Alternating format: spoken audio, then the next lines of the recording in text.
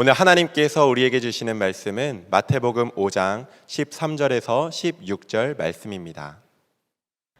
너희는 세상의 소금이다.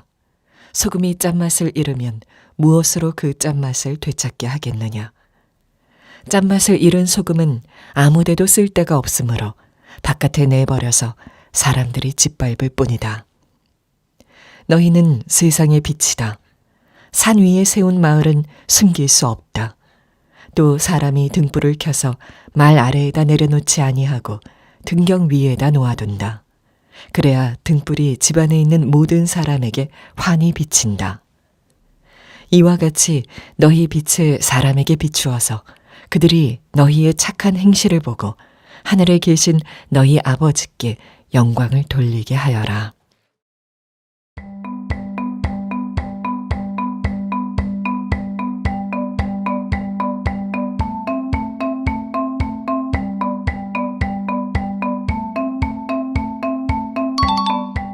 안녕하세요. 저는 일터에서 반도체 개발을 하고 있습니다. 스페인 레스토랑을 하고 있습니다. 건축과 인테리어를 하고 있습니다.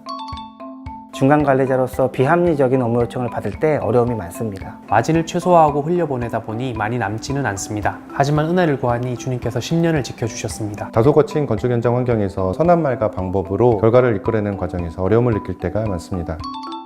일터 선교회에서 진행한 소명 아카데미 체크리스트를 보면서 마음을 훈련하고 있습니다. REAL, 리얼이라는 모토로 결정의 기준을 내리고 있습니다. 레이기에 길이를 재거나 무게를 달 때도 정직하게 하여라는 말씀을 기억하며 저의 일터가 선교지라는 소명으로 살고 있습니다. 각자의 자리는 다른 곳에 있지만 우리 모두는 일터 선교사입니다.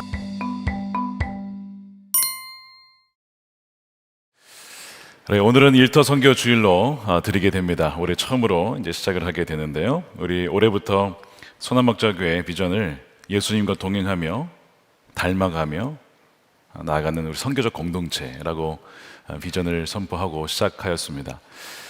네 군데의 선교 영역이 있습니다. 4N으로 이렇게 표현이 되는데 Next, 다음 세대, Neighbors, 이웃, North, 북한, Nations, 열방, 이 네 개 영역이 우리가 선교 영역으로서 섬겨야 될 부분입니다. 근데 이 모든 것에 있어서 가장 기초가 되는 것이 있다면 바로 일상의 선교, 삶으로서의 선교입니다. 우리의 가정과 학교와 일터와 삶의 모든 영역이 사실은 우리의 선교지이기 때문에 거기에서 선교적인 삶을 살자는 것이죠. 왜 선교를 하는가? 예배가 없기 때문에 그렇습니다.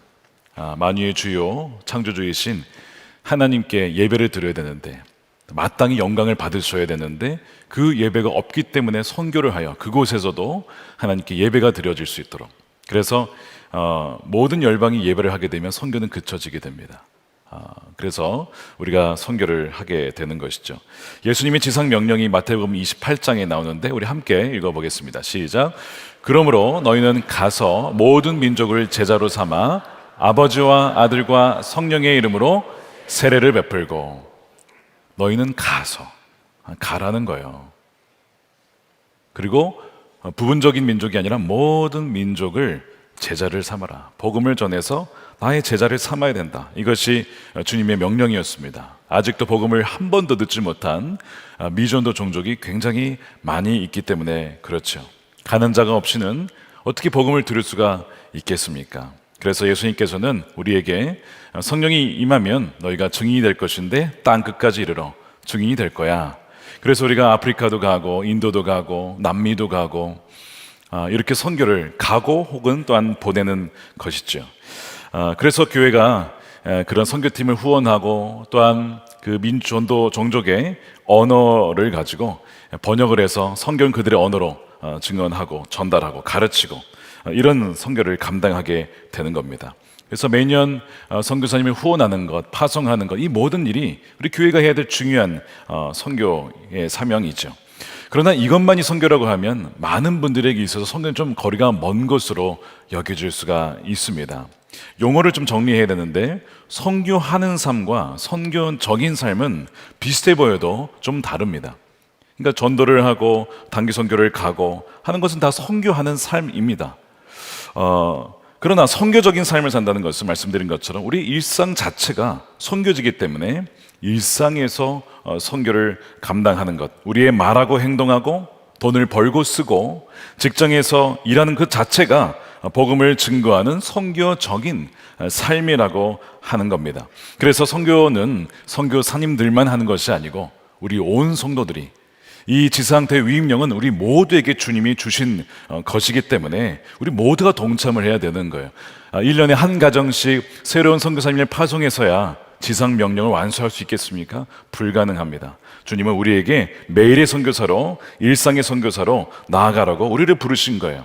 그래서 사업을 하시는 분이나 또한 우리 자녀를 기르는 부모님이나 뭐 할머니나 할아버지나 혹은 또한 대학생들이나 또는 카페에서 바리스타로 일하시는 분들이나 서빙을 하시는 분이나 또한 지식 노동자나 육체 노동자나 모두가 다 일상의 선교사로 우리가 부름받았다는 것을 여러분 꼭 기억하셔야 돼요. 하나님의 나라는 유명한 사람들에 의해서 번진 것이 아니라 바로 무명의 사람들을 통해서 그 나라는 확장되었다는 것이죠. 그래서 주님을 믿는 자들에게는 바로 천국의 열쇠가 주어져서 저주를 풀고 압박을 풀고 해방케 하는 그 권세가 주님으로부터 우리에게 주어진 것이죠. 예수님께서 승천하실 때에 땅끝까지 이르러 내 증인이 될 것이다, 땅끝까지 가라고 말씀하셨지만 그 시작이 예루살렘입니다. 예루살렘, 온 유대와 사마리아와 땅끝까지. 자, 그렇다면 질문은 우리의 예루살렘은 어디냐라는 거죠. 우리의 예루살렘은 우리가 지금 살고 있는 바로 이곳입니다. 성남, 광주, 분당, 서울, 이 지역이 우리의 예루살렘이죠. 바로 여기에서 시작해야 됩니다. 또한 우리 한국의 지구 반대편이 남미라고 해요. 그 남미는 우리의 입장에서는 땅끝이죠. 근데 남미가 볼 때 또 이곳이 땅끝입니다. 그러니까 이곳은 예루살렘이면서 동시에 땅끝이 될 수 있어요. 게다가 지금 한국에 디아스포라 이주민들이 약 230만 명이 살고 있습니다. 다른 나라에서 민족들이 오히려 왔어요. 우리에게. 우리가 가야 될 사람들인데 그들이 우리 곁으로 지금 와 있습니다. 그들 중에는 아직도 복음을 듣지 못한 종족들이 많이 있다는 것이죠. 바로 그들에게 우리가 복음을 증거할 때 바로 이곳이 땅끝이 된다는 것입니다. 예수님께서 산상수훈에서 이미 제자들을 이렇게 부르셨어요. 너희는 세상의 소금이요 빛이다. 자, 보세요. 너희는 세상의 소금이니 너희는 세상의 빛이다. 너희가 소금이라고 했을 때의 전제가 있어요. 세상이 썩어가고 있다는 겁니다. 부패하고 있다는 거예요. 그래서 너희가 소금이 되어야 된다. 너희가 빛이라고 했을 때에는 세상은 어둡다는 겁니다. 어두운 세상에 너희가 빛이 되어야 한다 라고 말씀을 하는 것이죠. 이 소금이라고 하는 것은 조미료라서 고기에 뿌리게 되면 고기의 독특한 맛을 냅니다. 그리스도인들이 소금이라고 한다면 사람들이 만났을 때 그 사람이 왜 살아가야 되는지 정체성을 알게 되고 그 사람이 사람답게 살아갈 수 있도록, 인간다운 삶을 살아갈 수 있도록 하는 것이 우리 그리스도인 이 소금의 역할이라고 하는 것이죠. 또한 방부제 역할이에요. 고대 사회에는 냉장고가 없었기 때문에 지중해 기후가 덥지 않습니까? 이 고기가 또한 생선이 썩는 것을 방지하기 위해서 소금을 뿌려놓곤 했습니다. 그러므로 이 제자들이 소금이 되어서 세상으로 들어가서 맛을 내고 조물의 역할과 그 다음에 방부제의 역할을 감당하라는 우리 그리스도인들에게는 사회적인 공적인 책임이 있다는 겁니다. 신앙이라고 하는 것은 결코 사적인 신앙에 머물러 있어서는 안 돼요. 우리는 세상의 소금과 빛으로 부름받은 것입니다. 그러니까 여기에 말씀대로 세상의 소금이요, 세상의 빛이라고 분명히 주님께서 말씀하셨잖아요. 우리는 그리스도인들을 바로 세상을 떠나 살지 않고, 수도원 가서 살지 않고, 무인도에 가서 살지 않고, 세상 안에서 도피하지 않고 세상 안에서 살아갑니다. 주님께서 우리를 세상 속으로 보내셨기 때문에 그래요. 요한복음 17장 18절에 아버지께서 나를 세상에 보내신 것 같이 나도 그들을 세상으로 보냈습니다. 이 보내다가 미시오에서 나온 단어인데 미션, 그래서 선교라는 말이 여기서 나옵니다. 하나님께서 예수님을 사실상 선교사로 보내신 것처럼 예수님이 이제는 우리를 세상에 선교사로 보내셨다는 것이죠. 어두운 세상에 빛이 되고 썩어가는 세상에 소금이 되어라 라고 보낸 거예요. 마틴 루터가 그리스도인의 자유라는 논문에서 이런 표현을 썼습니다. 그리스도인은 이웃의 바로 그리스도가 되어야 된다. 제2의 그리스도, 작은 그리스도가 되어야 한다라고 말했어요. 멋진 말이고 맞는 말입니다.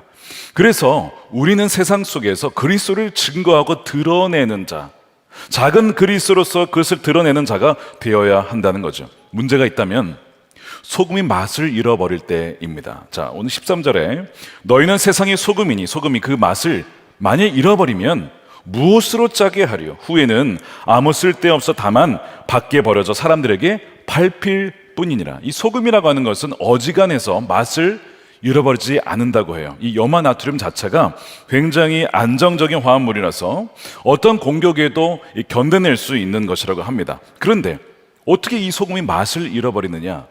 그런 경우가 있습니다. 불순물과 혼합되어 오염될 때 바로 소금은 그 맛을 잃어버린다는 거예요. 그래서 이 다른 미네랄이 섞이게 되거나 그러면 독특한 소금의 맛을 잃어버리게 되면서 음식에 쓸 수 없게 되고, 그렇다고 뭐 비료에 쓸 수 있는 것도 아닙니다. 그러니까 버려지게 되면서 사람들의 발에 밟히게 되는 거예요. 그리스도인들이 바로 이 소금과 빛의 사명을 잃어버린 방식은 크게 두 가지가 있어요. 하나는 그리스도인들이 세상으로부터 물러나서 끼리끼리 운둔할 때입니다. 쉽게 얘기하면 소금이 고기에 뿌려져야 되는데, 음식에 뿌려져야 되는데 소금통 안에만 머물러 있을 때 영향력을 잃어버립니다. 말씀드린 것처럼 우리 예배해야 됩니다. 모여서 예배해야 돼요. 그러나 월요일이 되면 먼데이 크리스천이 되어서 세상 속으로 침투해야 됩니다. 고기 속으로, 썩어가는 그 세상 속으로 들어가야 됩니다. 거기에서 어둠 속에서 빛을 발해야 된다는 거예요. 그러나 머물러 있으면 영향력을 발휘할 수가 없는 거예요. 또 다른 한편으로 영향력을 잃어가는 방식은 세상 속으로 침투하였지만 세상의 기준과 가치관이 똑같이 동화되어 순응해 버리는 거예요. 다른 점이 없는 거. 세상에 물들어 버릴 때 영향력을 잃어버리게 됩니다. 그러니까 세상이 다 예수를 할 때에, 물론 맞는 것이라면 예수를 하겠지만 아니라고 할 때는 노할 수 있어야 되고요. 세상이 다 노라고 할 때에 예스라고 할 수 있는 그 소금의 역할, 빛의 역할을 감당한 사람이 있어야 된다는 거예요. 그리스도인은 그리스도인으로 다운 정체성과 가치관을 유지하면서 동시에 세상 속으로 침투하여 거기에서 영향력을 발휘할 수 있어야 돼요. 특별히 그리스도인은 그리스도를 닮은 성품이 드러나야 됩니다. 웨이터의 법칙이라는 것이 있어요. 비즈니스를 할 때에 바로 이 사람과 내가 비즈니스를 해도 될까를 알아볼 때에 쓰는 방식입니다. 같이 식사를 해보면 이제 웨이터가 와서 이제 뭐 물을 따라주는 경우가 있고 뭐 반찬을 교체하거나 음식을 갖다 주잖아요. 근데 그럴 때 종종 가끔 물을 쏟을 때가 있습니다. 그러니까 어떤 분은 아유 괜찮습니다 하고 뭐 그럴 수도 있죠. 이게 넘어가는 분이 있고, 어떤 분은 막 버럭 화를 내면서 똑바로 안 하냐고 막 이렇게 소리치는 분도 있을 수 있습니다. 뭐 그러진 않더라도 이 웨이터를 마치 종 부리듯이 표현을 마치 하대하면서 이렇게 하는 경우가 있다고 칩시다.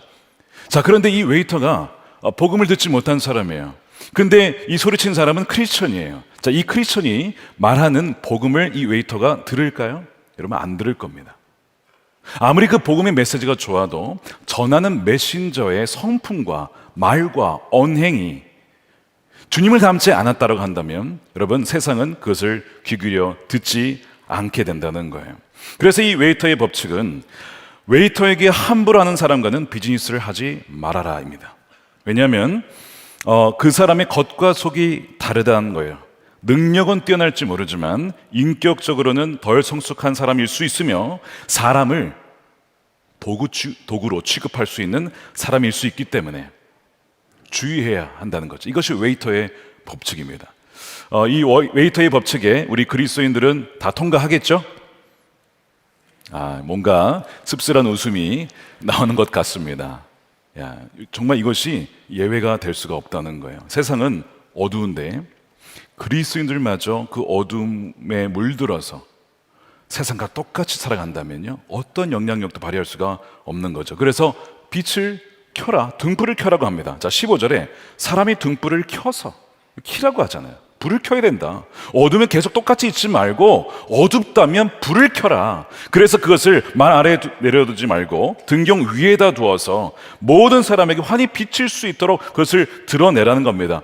우리에게는 빛이 없어요. 선한 것이 없습니다. 그러나 궁극적인 빛이신 주님이 우리 안에 거하시면, 그분이 우리를 통치하시게 되면 우리의 생각과 말과 우리의 마음과 태도가 바뀌게 됩니다. 이제는 과거에는 막 분노하고 소리치고 거친 언행을 했다 할지라도 이제는 거듭나서 변화되어서 이제는 사랑하고 배려하고 용납하고 언어가 바뀌고 태도가 바뀌고 사람을 대하는 것이 달라지게 되는 거예요. 그 누군가는 타인은 나와 상관없는 사람이 아니라 하나님이 사랑하는 자녀고 주님께서 죽으신 사람이기 때문에 누구를 만나도 인격적으로 대하게 되므로 그러므로 내 안에 계신 빛이 바로 그 그리스도인을 통해서 드러나게 된다는 겁니다.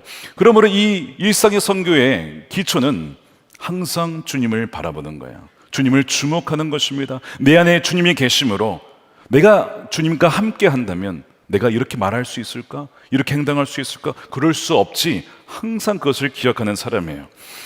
소금과 빛에 대하여 이 존 스토트라는 목사님이 산상순에 대한 말씀을 이렇게 하신 적이 있습니다. 잘 들어보세요. 밤에 집이 어두워졌다고 집이 어두워진 것을 탓할 필요는 없습니다. 해가 지는 것도 마찬가지입니다. 질문해야 될 것은 빛이 어디 있느냐라는 겁니다. 고기가 상해서 먹을 수 없게 되었다고 왜 고기가 썩었냐고 아무리 고기를 탓할 필요는 없습니다. 아무런 소용이 없습니다. 박테리아가 번식하면 그런 일이 벌어집니다. 질문해야 될 것은 소금이 어디에 있느냐라는 것입니다.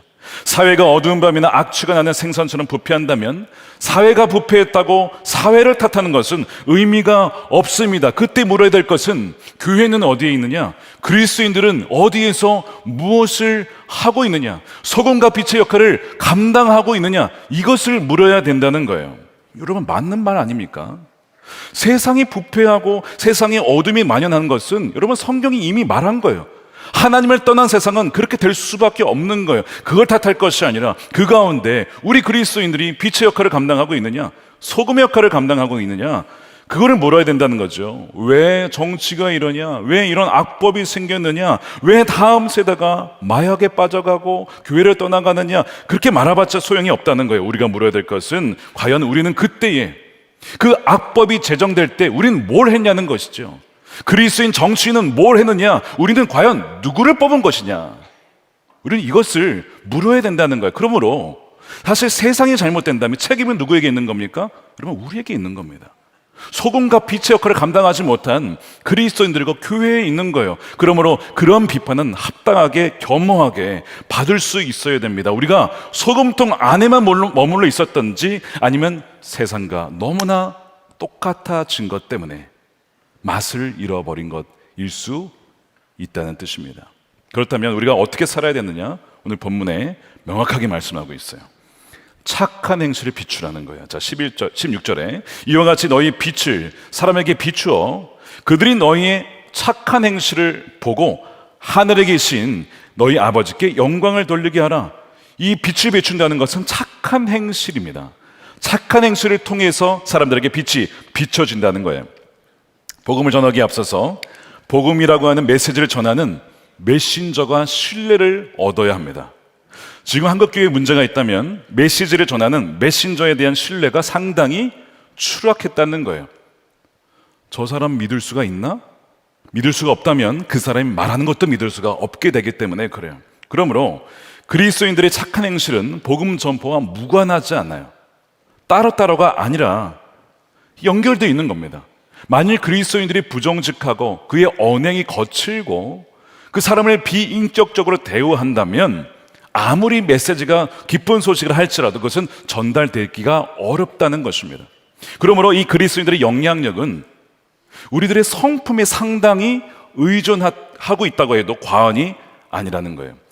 이 사도들은 메시지만 전하지 않았습니까? 이렇게 묻는 분이 계실 수 있어요. 여러분, 사도들이 담대하게 복음을 선포했습니다. 그런데 그들의 성품으로 말했습니다. 어떤 성품일까요? 악을 악으로 갚지 않는 것입니다. 원수를 용서하고 사랑하고 품는 것이었습니다. 그들을 위해 기도했다는 것, 이것이 세상과 다른 성품이었어요. 바로 그 성품을 바탕으로 메시지가 선포되었을 때에 그들은 그 메시지를 받아들이게 된 것이죠. 그러니까 이 그리스도인들이 먼저 빛과 소금의 역할 하려면 먼저 그 짠맛이 유지가 되어야 한다는 거예요. 복음이 전파되기 위한 가장 좋은 환경은 그리스도인들의 선한 행실을 바탕으로 하여 복음이 전파된다는 것이죠. 착한 행실 여러 가지가 있습니다. 친절하게 대하고 우리가 가진 것을 나누고 다 착한 행실입니다. 다 다룰 수는 없지만 몇 가지만 일터 선교와 관련해서 세 가지를 말씀을 드릴게요. 첫 번째는 말입니다. 우리의 말이, 언어가 바뀌어야 합니다. 마크 배터슨이 쓴 부탁합니다, 미안합니다, 고맙습니다라는 책이 있어요. 최근에 나온 책인데요. 부탁합니다, 영어로는 please라는 단어죠. 겸손과 배려의 언어입니다. 무엇을 이렇게 요청할 때 당연하게 여기지 않고 해주셔서 감사합니다, 해주시면 고맙겠습니다, please라는 표현, 부탁합니다, 이렇게 해주시기를 부탁드립니다. 명령형이 아니라는 거예요. 미안합니다, sorry, 공감하는 겁니다. 제가 그 이야기를 드린 너무나 제 마음이 아프군요, I'm so sorry 라고 얘기하거든요. 공감하는 거예요. 그 다음에 나의 연약함을 고백하는 겁니다. 용서해 주십시오, 제가 부족해서 그렇습니다, 죄송합니다, 죄송합니다, 미안합니다, 이 sorry예요. 그 다음에 고맙습니다, thanks, 감사와 베품이 언어인데 이거는 당신의 존재가 내게 힘이 됩니다. 당신 때문에 내가 얼마나 감사한지 모릅니다. 이 바로 감사의 언어죠. 이 그리스도인들이 이 세 가지 단어, 어렵지 않죠? Please, sorry, thanks, 이 세 가지 단어만 제대로 쓴다 하면 세상은요 벌써 뭔가 다르다라고 느낄 거예요. 저 사람은 어쩜 저렇게 겸손하게 그렇게 고맙다고 표현하지, 그렇게 다가갈 수 있을까, 뭔가 다르다고 벌써 느낀다는 것이죠. 우리 언어가 바뀌어야 돼요. 두 번째, 일터에서 착한 행실 중 하나가 바로 정직입니다. 정직. 사실 세상에서 사기와 부정직은요 죄라기보다는 지혜로 여겨지는 경우가 많습니다. 그것이 세상이에요. 미련하게 정직하게 하지 마라, 속여야 된다, 감춰야 된다, 그렇지 않고서의 비즈니스계에서는 안 된다라는 것이 아주 일반화되어 있죠. 그런 문화에서 다 예스라고 할 때에 노라고 하는 이 정직의 문화를 세운다고 하는 것, 너무나 귀한 거예요. 빛을 비추는 것입니다. 이중장보 쓰지 않고 정직하게 세금 보고하고, 야, 내가 나라에 이렇게 기여를 한다, 생각을 바꾸는 것이죠. 거짓 저울을 쓰지 않고 실제로 필요한 재료보다 더 쓰지 않고 싸게 원자재를 구매한 다음에 마치 더 비싼 것처럼 청구하지 않는 그런 정직의 문화를 누가 하겠어요? 그리스도인 외에는 할 수 있는 사람이 누가 있겠습니까? 세 번째, 일터에서 착한 행실 중 하나는 탁월함입니다. 이 착하다, 선하다, 좋다라는 의미가 있는데 사실 우리 그리스도인들이요 일터에서 일을 잘 안 하고 꾀를 부리고 혹은 일을 하더라도 뭔가 일이 좀 이렇게 뭔가 부실해. 여러분 그러면요 그 사람이 전하는 복음 메시지 여러분 듣겠습니까? 뭔가 믿을 수가 없는 거예요. 그러니까 맡겨진 일을, 맡겨진 제품을 잘 감당할 때에 그것 자체가 착한 행실이 되고 그것 자체가 그 사람이 전하는 복음의 메시지에 신뢰성이 간다는 것이죠. 하나님의 성품 중에 우리가 뭐 사랑을 얘기하고 공의를 얘기하지만 탁월하심이 있습니다. 왜냐하면 그분은 완벽하신 분이에요. 그분은 창조주십니다. 그분께서 우리를 만드셨어요. 그래서 이 베드로전서에 보면 하나님의 그 성품을 이렇게 표현합니다. 그 뒷부분에 보면 2장 9절인데 너희를 어두운 데서 불러내어 기이한 빛에 들어가게 하신 이에 아름다운 덕을 선포하게 하려 하심이라 라는 말이 있는데 이 덕이라는 단어가 좀 어렵잖아요. 영어로 보니까 excellencies라고, 탁월함, 하나님의 아름답고 탁월하심, 그것이 언제 드러나냐면 우리에게 맡겨진 일을 잘 감당하며 그것이 제품이든 그것이 가구든 그것이 어떤 의료 기술이든 무엇이든 간에 감당할 때에 탁월하신 하나님의 어떤 성품이 그 사람의 손길을 통해서 드러나게 된다는 거예요. 그리스도인들이 종종 은혜로 합시다 이런 표현을 우리가 쓰곤 합니다. 은혜로 합시다 무슨 뜻이죠? 대충 합시다, 넘어가자 이런 의미 아닙니까? 근데 그런 동의어가 원래 아닌데 거의 그렇게 쓰여집니다. 아유 은혜로 합시다, 덥자는 거죠 괜히. 그 의미가 아니에요. 은혜라고 하는 것은 하나님이 행하셨다는 뜻이죠. 그러니까 은혜를 받았다는 것은 나는 자격이 없지만 하나님이 그렇게 행하셨고 주셨습니다라는 고백인데 사실 그리스도인이라면요 여러분 탁월하게 해야 됩니다. 예수님이 목 쓰셨어요. 예수님께서 의자와 탁자를 만드셨다면 어떻게 만드셨을까? 상상해 본 적 있으십니까? 창조주의 손길이 스며든 탁자와 의자 한 번 만들어지면 절대 쓰러지거나 무너지지 않고 어떤 게 기울어지지 않고 정확하게 딱 맞는 그런 의자를 만드신 줄로 믿습니다. 그러면 크리스천 목수와 안 믿는 목수의 차이가 뭘까요? 크리스천 목수는 예배를 잘 드리고 술을 마시지 않고 그런 것이 크리스천 목수일까요? 그것보다 어떻게 보면 더 중요한 것은 정말 믿을 만한 제품을 만드는 겁니다. 신뢰할 수 있는 가구를 만드는 것입니다. 오차 없이 완벽하게 정말 정직하게 재료를 써서 만들 때 그것이 크리스천다운 목수의 역할인 거예요. 돌아가신 팀 켈러 목사님께서 이런 얘기를 한 적이 있어요. 크리스천 기장, 비행기를 모는 크리스천 기장과 안 믿는 기장의 차이가 뭘까? 이런 얘기를 실제 사건을 근거해서 하신 적이 있습니다. 1989년 2월 24일에 뉴질랜드로 가는 이 유나이티드 에어라인 항공기가 호놀룰루 공항을 출발해서 한참을 가고 있었어요. 근데 갑자기 이 보잉 747 비행기였는데 상공 22,000피트, 굉장히 높죠. 거기에서 화물칸 앞문이 뜯겨 나가면서 항공기의 옆구리에 커다란 구멍이 생긴 거예요. 그러면서 순식간에 승객 9명이 허공으로 빨려나가 목숨을 잃게 됩니다. 그 파편 때문에 오른쪽 엔진 2개가 날아가게 돼요. 비상상황이 발생한 거예요. 사람들이 다 죽게 생겼습니다. 근데 그때에 이제 도착지까지 가려면 거의 다 오긴 했지만 그래도 200km 아직 더 남았기 때문에 이 위기 상황을 돌파해야 되는데 당시의 기장이 크리스천이었어요. 데이비드 크로닌이라고 하는 분이었습니다. 이분이 온갖 지혜와 38년에 걸친 비행 경험을 마지막 한 방울까지 다 짜냅니다. 최선의 판단을 내리면서 어디로 가야 될지, 뭘 해야 될지, 무슨 조치를 취해야 될지 정말 그 짧은 순간 안에 정확하게 결정을 내려야 되잖아요. 놀랍게도 모두가 안전하게 착륙을 합니다. 승무원들과 승객들이 박수를 치면서 이건 기적이다. 많은 사람들이 대서특필하면서 놀라운 기적이 벌어졌다라고 그렇게 했어요. 이 끔찍한 사고가 벌어진 다음에 며칠 뒤에 어느 기자가 이 기장에게 찾아와서 질문을 합니다. 화물칸 문짝이 날아가는 순간 가장 먼저 무슨 생각이 드셨습니까? 라는 이 질문에 이 크리스천 기장이 첫 번째 얘기한 것이 잠깐 승객들을 위해서 기도했습니다. 이걸 얘기해요. 근데 중요한 포인트가 이게 아니라, 이것도 중요하지만 그 다음인데 곧바로 저에게 맡겨진 일에 집중했습니다. 자, 이 위기 상황 속에서 크리스천 기장이 승객들을 위해서 줄 수 있는 가장 중요한 일은 무엇이었을까? 기도 중요합니다. 그런데 사실 더 결정적인 문제는 이거였어요. 승객 전체의 생명을 책임지는 기장으로서 심각하게 타격을 입은 기체를 안전하게 조정할 만큼 탁월한 능력을 갖췄느냐.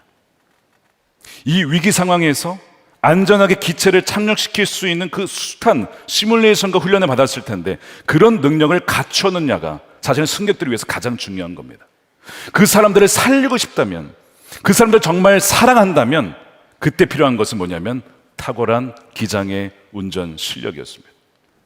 그러므로 여러분, 탁월한 솜씨는요 사랑의 표현이 될 수 있고 탁월한 것은 생명을 살릴 수 있습니다.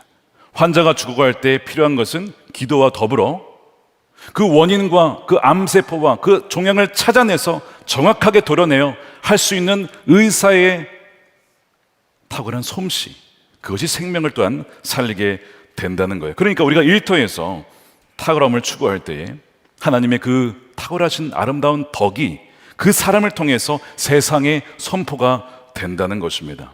그것은 예술계나 의료계나 서비스업계나 어느 곳에 있든지 다 마찬가지로 적용이 되는 거예요. 최근에 홍이삭이라고 하는 분이 가수죠. 싱어게인 시즌3에서 무명가수전 최종 우승을 했습니다. 보신 적 있으십니까?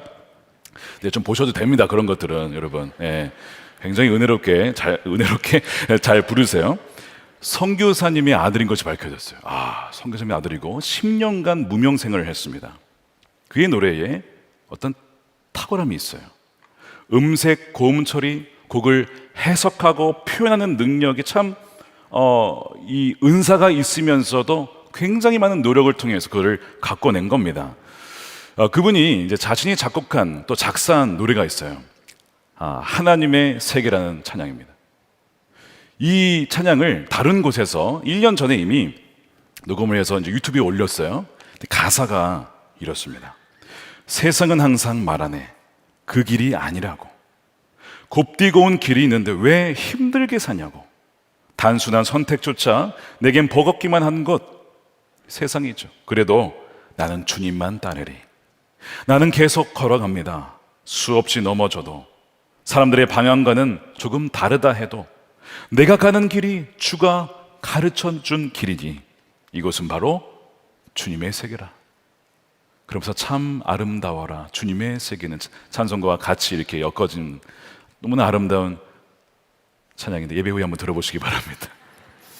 근데 이 찬양을 듣고 싱어게인 우승을 한 걸 보고 안 믿는 분들이 역시 이 찬양을 찾아서 들은 거예요. 홍이삭이 부르니까. 그러면서 댓글을 이렇게 달았습니다. 어떤 분이, 저는 교회 다닌 적이 없는데 이삭님이 담담하게 부르는 이 하나님의 세계 찬양을 듣다 보니 울컥한 감동을 주네요. 노래하는 선한 모습을 보고 너무 좋아서 나이 든 이 노인네가 처음으로 응원하고 싶었습니다. 우승! 하나님께 감사했어요. 안 믿는 분이 이분이 우승하니까 하나님께 감사했대. 어떤 분은요, 아마 제가 교회 나가게 된다면 이 곡 때문일 것입니다.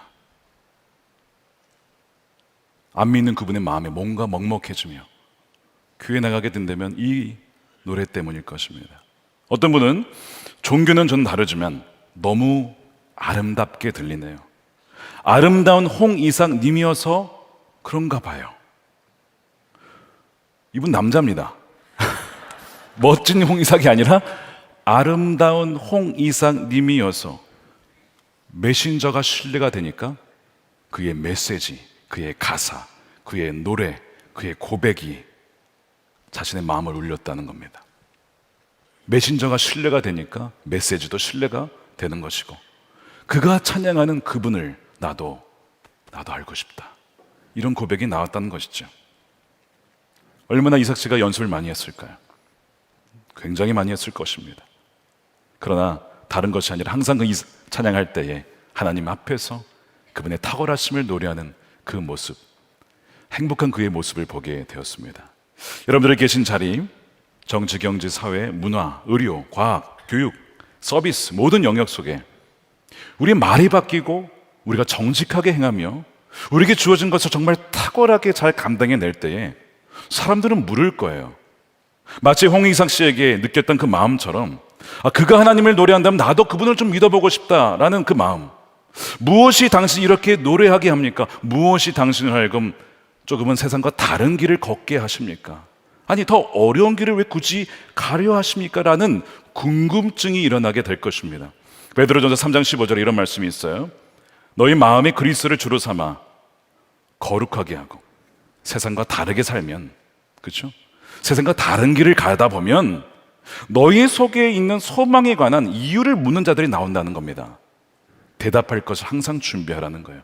온유함으로, 강권적으로 막 강제적으로가 아니라 온유함으로, 때로는 두려움으로, 겸손함으로 그렇게 대답할 때에 많은 사람들이 그 사람의 메신저에 메시지에 귀를 기울이고 나도 그분을 따르고 싶습니다 라고 고백하게 된다는 거예요. 왜냐하면 여러분, 소금은 갈증을 일으키기 때문에 그렇습니다. 소금은 사람들의 갈증을 일으켜요. 궁금증을 일으킵니다. 무엇이 저 사람을 하여금 저렇게 행복하게 하는 것일까?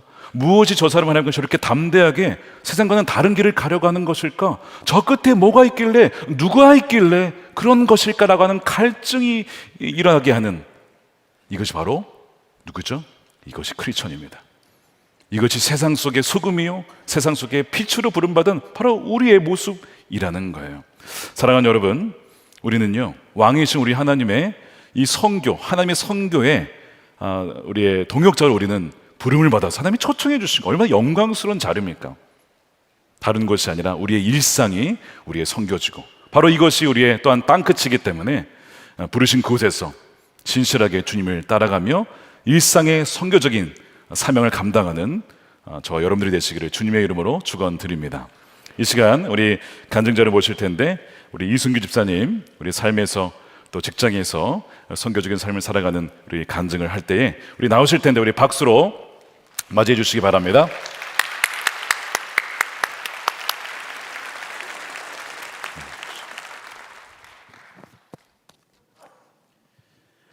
저는 군 전역 이후에 대전에서 청년부 총무와 회장으로 섬기며 살아계신 하나님과 기도의 능력을 경험하며 청년부 생활을 시작하였습니다.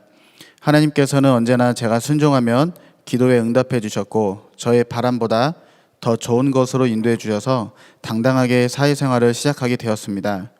그러나 사회에 첫 발을 내딛었을 때 저보다 먼저 입사한 대학 후배를 저의 사수로 만나게 되고 불편한 관계는 시작되었습니다.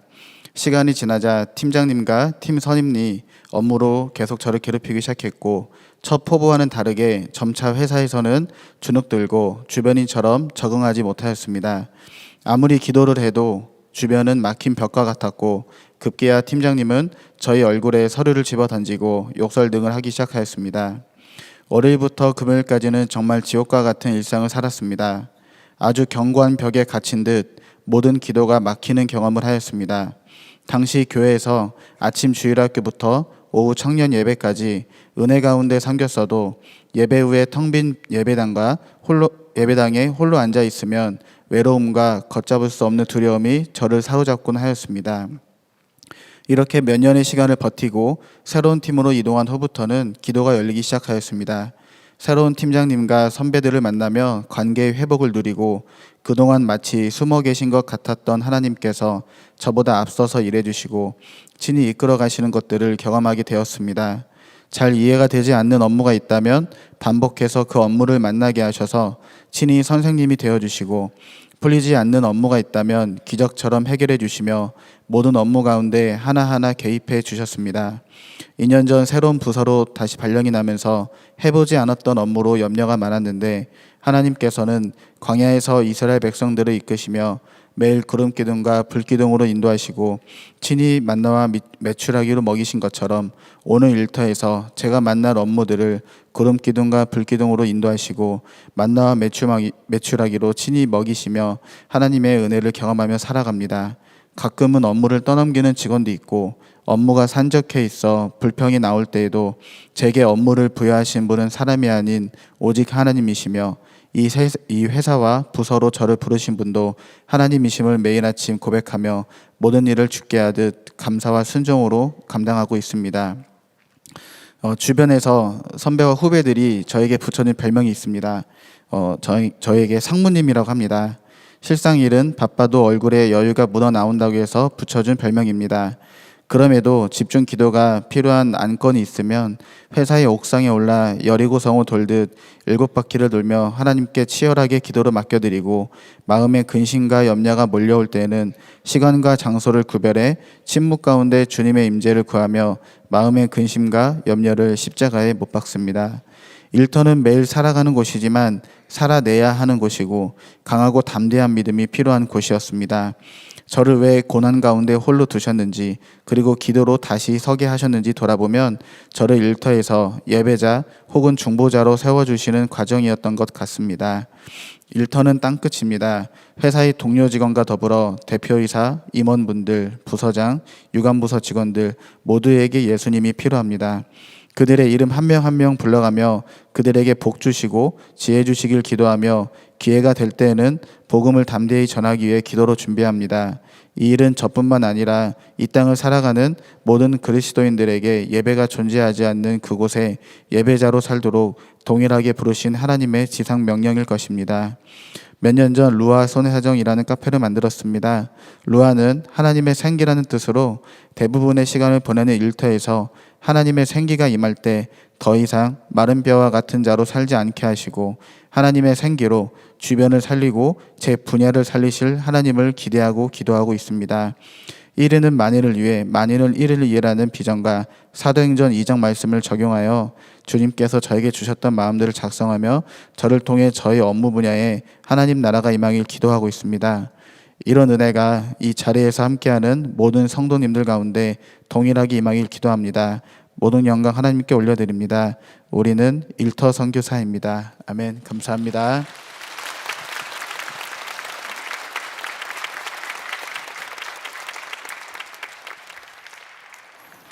우리는 누구라고요? 일터 선교사, 우리는 일상에 또한 선교사입니다. 우리가 함께 이 시간 기도하겠습니다. 오늘 우리를 세상의 소금이요 빛으로 부르시고 또한 세상으로 보내셨습니다. 바로 주님께서 그렇게 부르셨어요. 또 보내셨습니다.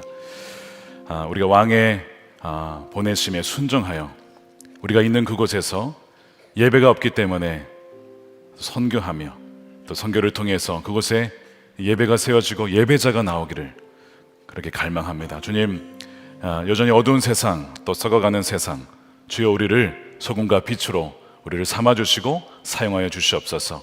우리 일상의 또한 일터의 선교사로 하나님 나를 사용해 달라고 그렇게 마음에 감동이 되시고 원하시는 분들은 우리 앞에 두 손을 좀 내밀었으면 좋겠습니다. 이 의미는 주님, 나를 보내주십시오. 나를 사용해 주십시오. 우리가 뭔가 대단해서 능력이 많아서 여러분 그렇지 않습니다. 우리 안에는 선한 것이 하나도 없습니다. 그런데 주님께서 우리를 부르셨어요. 내가 너와 함께 할 것이다. 내가 너가 있어야겠다. 그래서 우리 위해서 죽으시고 보혈로 다 씻어주시고 우리를 주의 자녀 삼아 주셨잖아요. 여러분 그것이면 충분한 것입니다. 그러면 이미 우리와 함께 하신 주님의 그 권능과 능력이 우리에게 이미 주어진 것입니다. 하나님 부르신 그것이 바로 우리의 일터요 선교지요 땅끝인 것을 기억하고 일상의 또한 일터 선교사로서 선교적인 삶을 살아가 하나님 그 영광 올려드릴 수 있는 하나님 우리의 삶이 되게 해달라고 우리 함께 통성으로 기도하겠습니다. 아버지 하나님 그렇습니다. 우리에게 부르신 그곳 하나님 주여 우리가 사명을 감당하기를 원합니다. 썩어가고 부패하는 세상 가운데 주여 맛을 내며 하나님 방부제 역할을 감당하는 소금이 되기를 원합니다. 어두워져간 가상 등불과 같은 빛이 되기를 원합니다. 우리 안에 주님이 계십니다. 우리를 다스리시고 우리의 언어와 말과 영과 생각과 마음 태도의 모든 것이 주여 주장하여 주시고 주여 이끌어가 주시옵소서.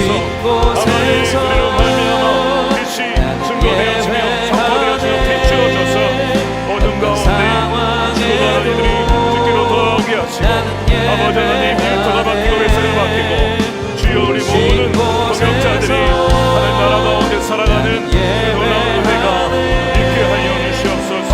탁월하신 놀라운 하나님의 덕을 선포하는 그 삶이 되기를 원합니다. 살아계신 아버지 하나님, 우리를 부르시고 우리를 세상의 소금과 빛으로 불러주신 하나님 감사합니다. 우리가 무엇이 간데 하나님의 동역자로 우리를 부르셨습니까?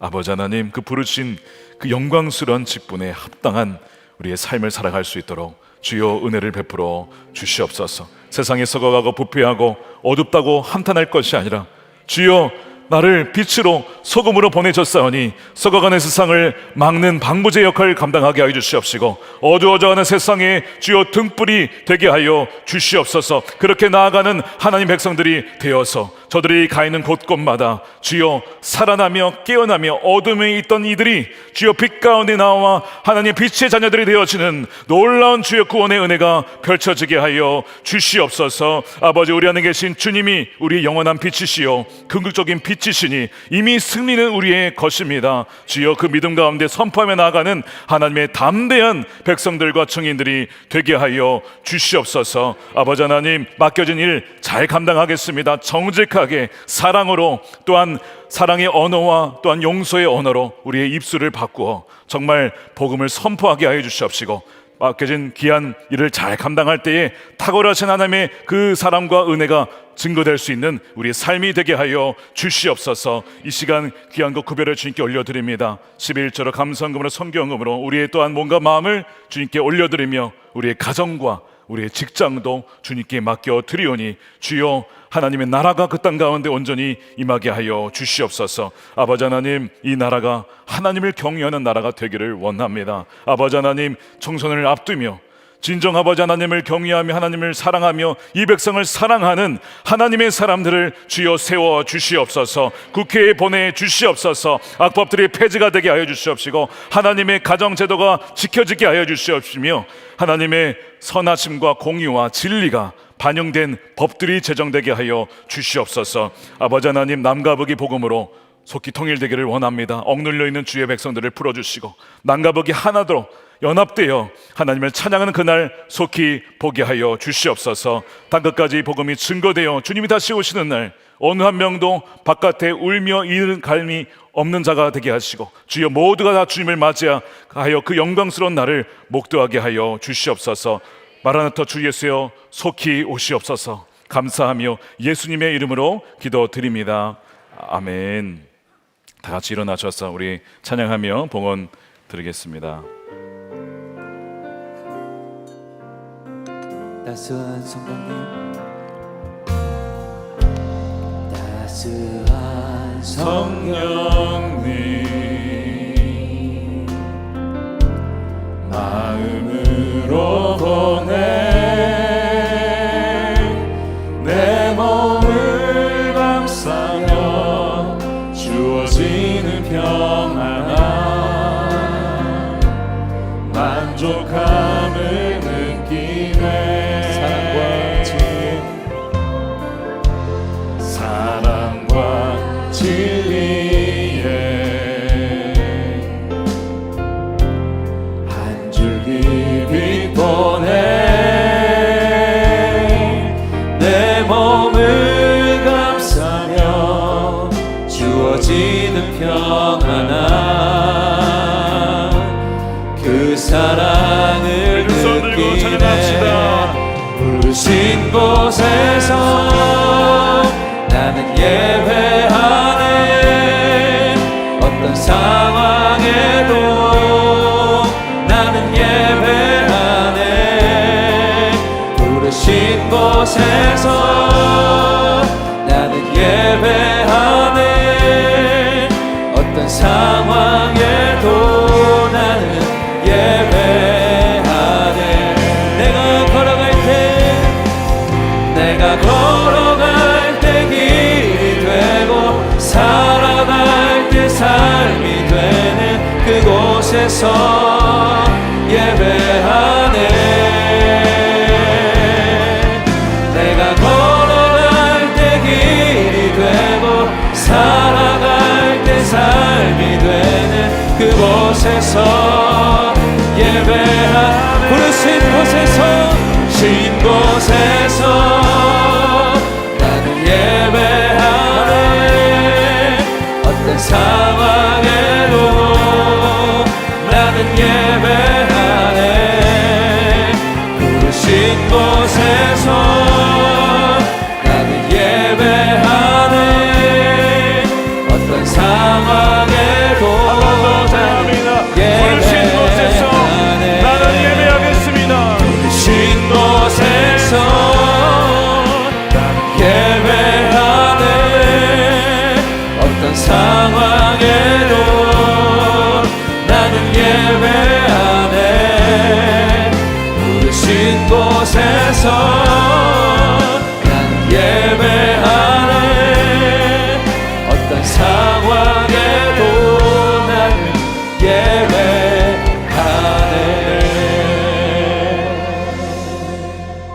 축도하겠습니다. 이제는 예수 그리스도의 크신 은혜와 아버지 하나님의 풍성하신 사랑하심과 성령님의 감화감동 내주하심이 일상의 선교사로 또한 일터 선교사로 살아가기를 결단하고 다짐하는 사랑하는 모든 성도들 머리머리 위에 저들의 가정과 사랑하는 일터와 자녀들 다음 세대 이 교회와 또한 이 나라 민족 가운데 영원히 함께 하시기를 간절히 축원하옵나이다.